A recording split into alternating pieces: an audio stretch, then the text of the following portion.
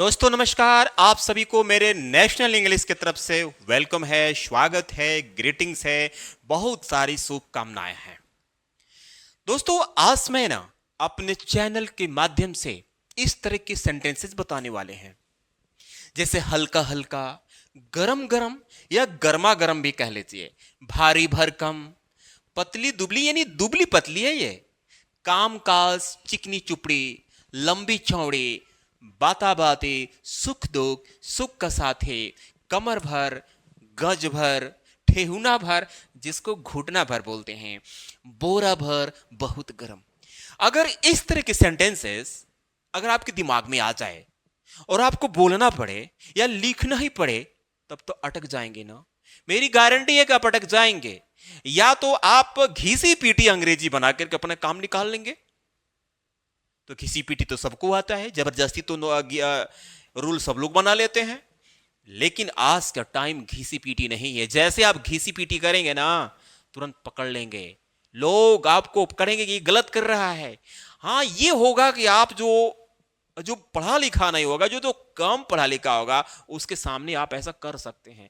लेकिन हम लोगों की जैसे अगर अगर कोई बात करे तो मैं पकड़ लूंगा कि क्या आप बोल रहे हो, जबरदस्ती रूल बना रहे हो। तो चलिए, मैं देर न करते हुए मैं इन सभी यानी जो वर्ड्स दिख रहे हैं, इन पर हम सेंटेंस बनाने का प्रयास करते हैं। Basic to advance translation trick क्या बोलता है? माय डियर स्टूडेंट, देखिए क्या बोलता है।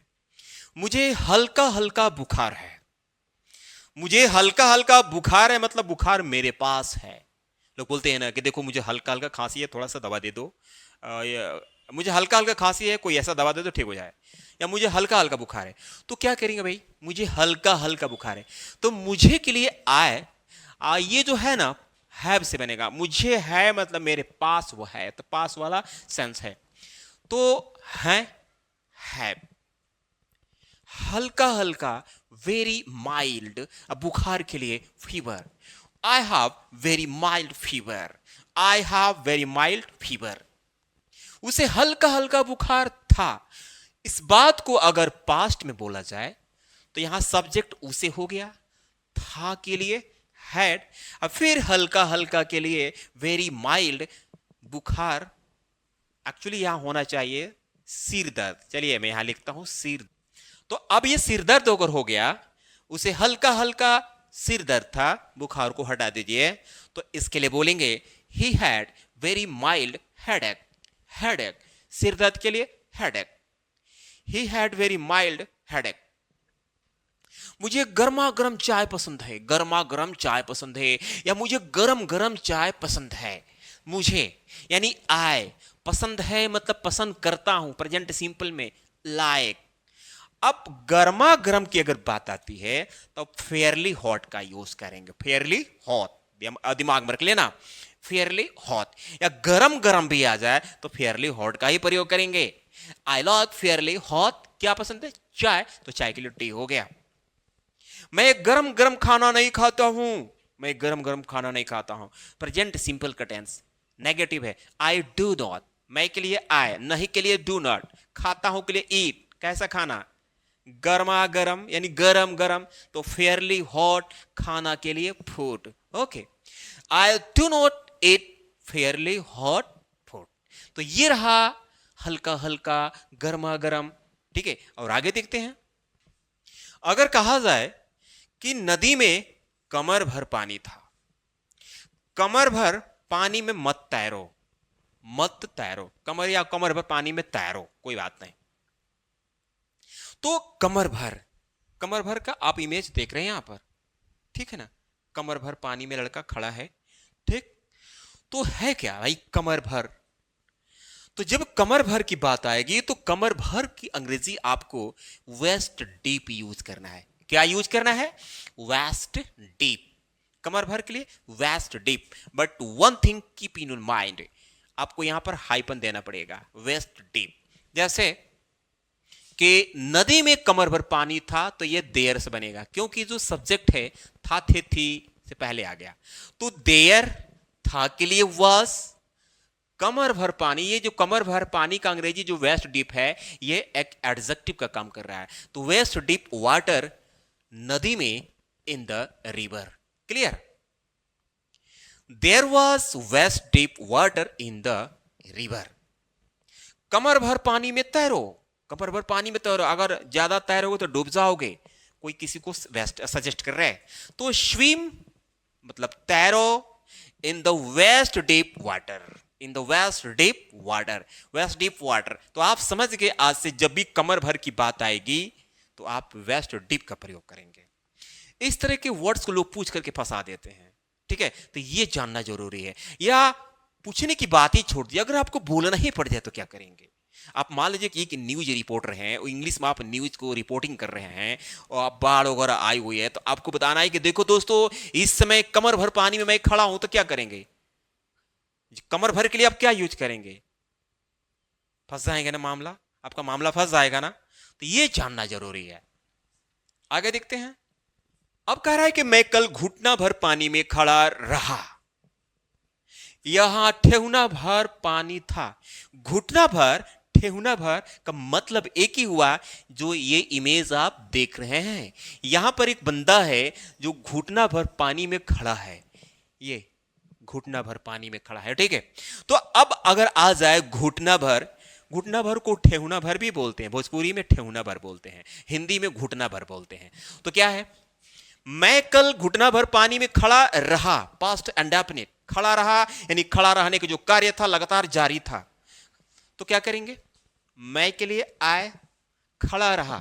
जब कोई काम अधिक देर तक होता है तो अगर वो पास्ट है तो कीप का सेकेंड फॉर्म केप्ट, और उसके जस्ट बाद वर्ब में आईएनजी, खड़ा रहा यानी केप्ट स्टैंडिंग, घुटना भर पानी में, in the knee deep water, knee deep water, बस आपको डीप लगा देना है।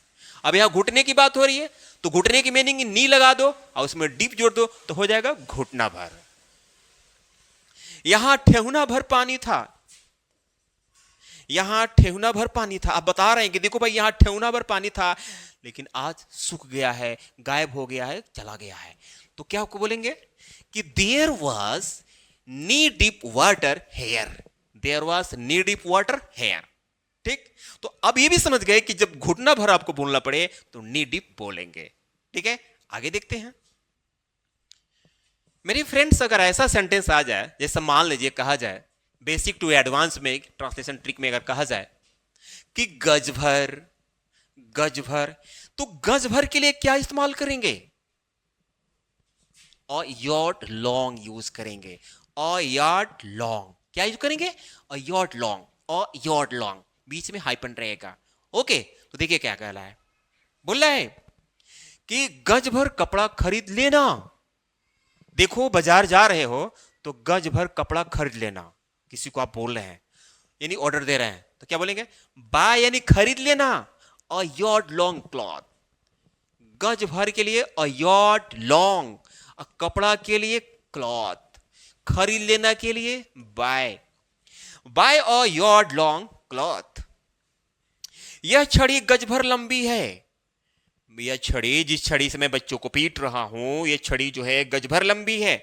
तो बोलेंगे this stick is a yacht long, यह छड़ी के लिए, दिस स्टिक है के लिए, इस गज भर लंबी, और यॉट लॉन्ग, यॉट लॉन्ग गज भर, उसी में लंबी की भी मीनिंग आ गया। तो this stick is yacht long, this stick is yacht long. अब मान लीजिए ये बोल रहा है ना कि 3 फीट को 1 गज बोला जाता है, यहां बता रहा है कि जब 3 फीट होता है तो उसको 1 गज बोला जाता है। तो चलिए आगे देखते हैं। बेसिक टू एडवांस में फिर ट्रांसलेशन ट्रिक में अगर इस तरह के सेंटेंस आ जाए, दुबली पतली, दुबली पतली, तो दुबली पतली के लिए आपको ना लीन एंड थीन का प्रयोग करना है, लीन एंड थीन, दुबली पतली चाहे दुबला पतला, लड़का हो चाहे लड़की, लड़का हो तो तुम दुबला पतला हो, लड़की है तो तुम दुबली पतली हो, ओके। तुम बहुत दुबली पतली हो गई हो, यानी किसी को आप बोल रहे हैं, मान लीजिए किसी लड़की को आप बोल रहे हैं कि तुम दुबली पतली हो गई हो, तो हो सकता है कि भड़क जाए वो, संभल कर बोलना, दुबली पतली हो गई हो। लड़कियों में अगर आप कमी निकाल दीजिए तो बहुत बुरा मानते हैं, लड़कों में कमी निकालिए लड़के बुरा नहीं मानते हैं, क्योंकि लड़के ऐसे रफ एंड टफ रहते हैं। लड़कियों को कह दीजिए कि तुम्हारे चेहरे पे पिंपल्स निकला हुआ है थोड़ा सा झूठो ऐसे कह दीजिए तो टेंशन ले लेगी वो, तुरंत जाकर के शीशे में देखेगी सही में निकला है क्या। अगर आपने मजाक किया, कहे तुम अपने पे देख लो, तो मेरा क्या है भाई, लड़के को तो ऐसे दाढ़ी वगैरह आता रहता है, फोड़ा फुंसी होता रहता है, लड़के इसीलिए बने ही हैं दाढ़ी के लिए, फोड़ा फुंसी के लिए। ठीक, तो क्या है, तुम बहुत दुबली पतली हो गई हो present perfect. You have become, तुम के लिए यू प्रेजेंट परफेक्ट में हेल्पिंग और हैव, अब होने की बात हो रही है, हो गई हो तो बिकम, क्या बिकम। ठीक, बहुत के लिए वेरी, दुबली पतली के लिए lean and thin. You have become very lean and थीन। मुझे दुबली पतली लड़कियां पसंद नहीं है, दुबली पतली जो लड़कियां हैं मुझे पसंद नहीं है। मान लिया आप कह रहे हैं कि देखो मुझे दुबली पतली लड़कियां पसंद नहीं है, तो क्या बोलेंगे, आई डोंट लाइक, पसंद नहीं है, मैंने मुझे पसंद नहीं है, प्रेजेंट सिंपल का नेगेटिव है ये। I don't like lean and thin girls. Lean and थीन मतलब दुबली पतली लड़कियां यानी गर्ल्स। तो ये जो दुबली पतली आप देख रहे हैं, ये एक एडजेक्टिव ऑफ क्वालिटेटिव का काम कर रहा है, गुण को बता रहा है, यानी अवगुण को बता रहा है। एडजेक्टिव ऑफ क्वालिटेटिव का काम है गुण या अवगुण को बताना, रंग या रूप को बताना, साइज आकार को बताना। ठीक है, तो I don't like lean and thin girls. आगे देखते हैं फ्रेंड्स, अगर आपको कहना पड़ जाए कि कामकाज, लंबी चौड़ी, बाता बातें, चिकनी चुपड़ी, अगर इस तरह की बातें अगर आपको बोलना पड़े सोच करके, या कंडीशन आ ही जाए कि तुम बहुत क्या बोलते हैं चिकनी चुपड़ी बातें करती हो,